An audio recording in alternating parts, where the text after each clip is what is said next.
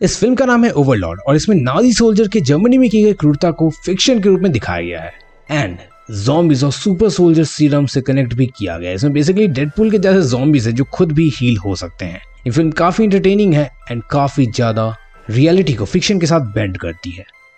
बाकी अगर आपको डायरेक्टली एंजॉय करना है इस मूवी को तो टेलीग्राम चैनल का लिंक डिस्क्रिप्शन में मेंशन है, जाकर देख सकते हो। तो मूवी शुरू होती है सेकेंड वर्ल्ड वॉर के वक्त पर और दिन होता है 6 जुलाई 1944। इसे रियल लाइफ में डी डे के नाम से भी जाना जाता है।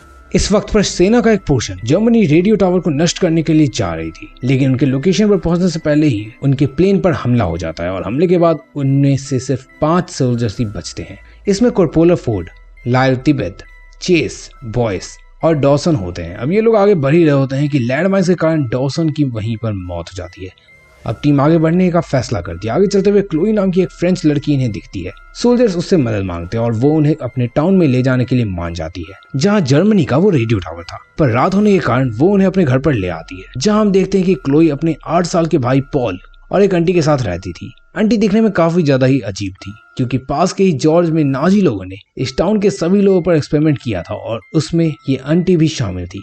उसी वजह से वो काफी ज्यादा डरावनी दिख रही थी और उनकी हालत भी काफी ज्यादा खराब। अब यहाँ तिब्बत और चेस प्लान के अकॉर्डिंग रात में ही जर्मनी सोल्जर्स को देखने के लिए निकल जाते हैं। थोड़ी देर के बाद क्लोई के घर में नाजी के कुछ सैनिक और उनका लीडर वॉफनर आ जाता है। अब ये देखते हुए सारे सोल्जर्स घर के एटिक में मतलब कि छज्जे पर छिप जाते हैं, लेकिन यहाँ अकेली लड़की को देख वॉफनर अपने सारे सोल्जर्स को वापस भेज देता है और क्लोई के साथ जबरदस्ती करने लगता है। अब बॉयज से ये देखा नहीं जाता, इसलिए वो क्लोई को बचाने के लिए आता है और फोर्ड की हेल्प से वो क्लोई को बचा लेता है और वॉफनर को मारकर उसको बांध कर रख देता है और बॉयज को वॉफनर के सोल्जर्स का पीछा करने के लिए भेज दिया जाता है ताकि वो उसके मेन कैंपस तक पहुंच सके। यह बॉयज उसका पीछा करते हुए आगे जाता है तो वो देखता है कि नाजी की सेना गाँव वालों को जिंदा जला रही है। वो दूर से ही देख रहा होता है कि तभी एक कुत्ता उसके ऊपर भौंकने लगता है, इसलिए वो बचने के लिए वहां से भागता है और एक डेड बॉडी से भरे हुए ट्रक में जाकर छिप जाता है। अब ये ट्रक नाजीज के कैंप में ही जा रही थी। वहां से उतरकर अंदर जाकर उसे एक तरफ फोन का रेडियो टावर दिखता है तो दूसरी तरफ एक अंडरग्राउंड लैब फैसिलिटी जहां से उसे भयानक चीखों की आवाज सुनाई दे रही थी।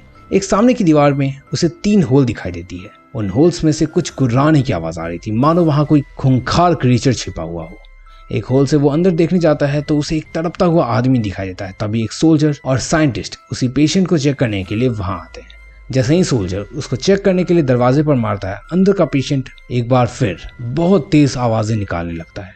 इसके बाद साइंटिस्ट के जाने के बाद फिर जब बॉयस देखने के लिए जाता है तब उसे गुस्से में एक म्यूटेटेड इंसान दिखाई देता है।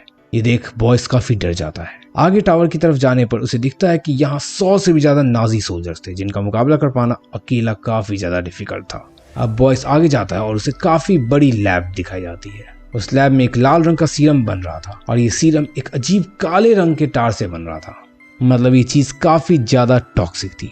अब जब बॉयज की नजर ऊपर जाती है तो वो देखकर हैरान हो जाता है क्योंकि काफी सारे इंसानों को प्लास्टिक में रैप करके बहुत ही बुरी तरीके से रखा हुआ था और उस प्लास्टिक में काफी सारे पाइपलाइन भी थे।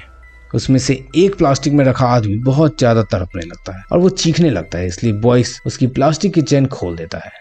बस चेन के खुलते ही उसके शरीर के काफी सारे टुकड़े और पानी गिरने लगते हैं और वो उसे बचाने की भीख मांगता है, लेकिन वहां अचानक से कोई और आने लगता है जिससे बॉयस वहां से भाग निकलता है और आगे जाकर उसे सीरम के कुछ इंजेक्शन मिलते हैं तो वो उनको अपने पास रख लेता है। फिर उसे पर्दे के पीछे एक औरत की मदद की पुकार सुनाई देती है। अब वो पर्दा जैसे ही हटाता है तो वहां सिर्फ एक औरत का सर था और उसका शरीर गायब था। ये सब देख बॉयस की हालत खराब हो जाती है। वो भागते हुए जा रहा था तभी उसका एक साथी दिखाई देता है जिसके शरीर से कुछ पाइप अटैच थे, विच क्लियरली मीन्स कि उसके ऊपर भी कुछ एक्सपेरिमेंट होने वाला था। अब फोर्ड वॉफनर को पकड़कर एटिक में बंद करके रखता है और फिर फोर्ड अटैक करने का प्लान बनाता है। थोड़ी समय के बाद चेस ऊपर एटिक में वॉफनर को देखने आता है तो वो बेहोश पड़ा हुआ था। चेस उसे देखने के लिए जैसे ही नजदीक जाता है तुरंत वॉफनर उस पर अटैक करके उसे मारने लगता है। दोनों की हाथापाई होती है जिससे वॉफनर उसी के गन से चेस को ढेर कर देता है।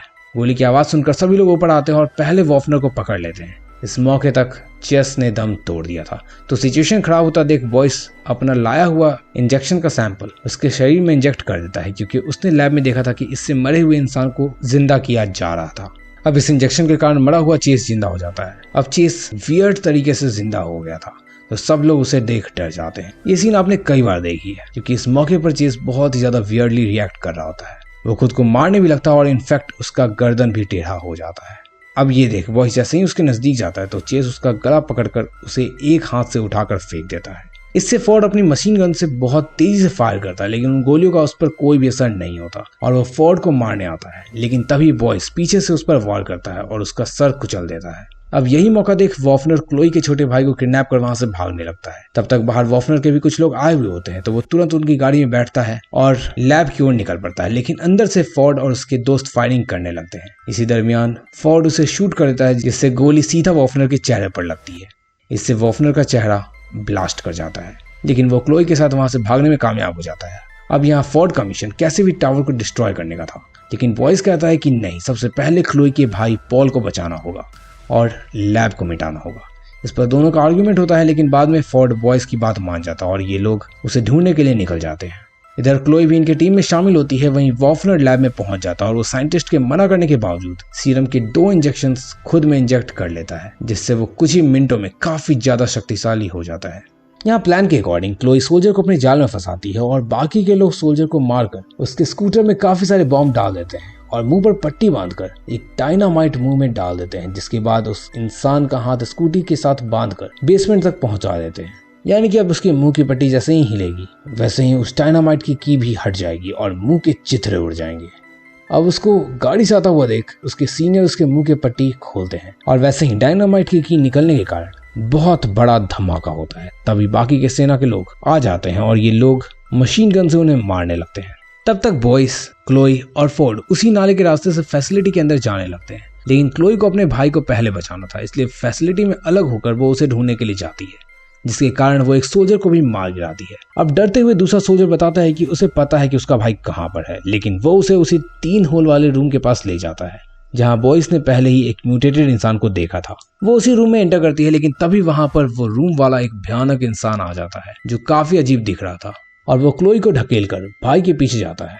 अब क्लोई उस पर गोलियां चलाती है, जिससे वो जख्मी हो जाता है और क्लोई को भागने का मौका मिलता है, लेकिन विद इन फ्यू मिनट्स वो आदमी ठीक होकर वापस क्लोई के पीछे लग जाता है। अब भागते हुए क्लोई को एक फायर गन मिलती है और वो फाइनली उसी फायर गन से ज़ॉम्बी को जलाकर मार देती है। दूसरी तरफ हम फोर्ड को देखते हैं जो लैब और रेडियो स्टेशन पर एक्सप्लोजिव लगा रहा था। तभी वहां म्यूटेटेड वॉफनर आ जाता है जिसमें सुपर पावर वाली स्ट्रेंथ आई थी। वो फोर्ड को पकड़कर मारने लगता है और एक्सप्लोजिव का टाइमर बंद कर देता है। यहाँ पर वो इस सीरम के बारे में बताता है और मेन प्लॉट रिवील होता है। वो बताता है कि सदियों से इस गांव के नीचे काले कलर का टार पाया जाता है, जिसकी खोज हाल ही में नाजीज ने की थी। इस टार के ऊपर उन्होंने काफी रिसर्च किया और उन्हें पता चला कि इसे प्योरीफाई करने के लिए इंसानों की चर्बी की आवश्यकता पड़ती है। इसलिए उन्होंने इस टाउन के लोगों को पकड़ा और उनके शरीर की मदद से इस टार को प्योरीफाई करके सीरम बना दिया।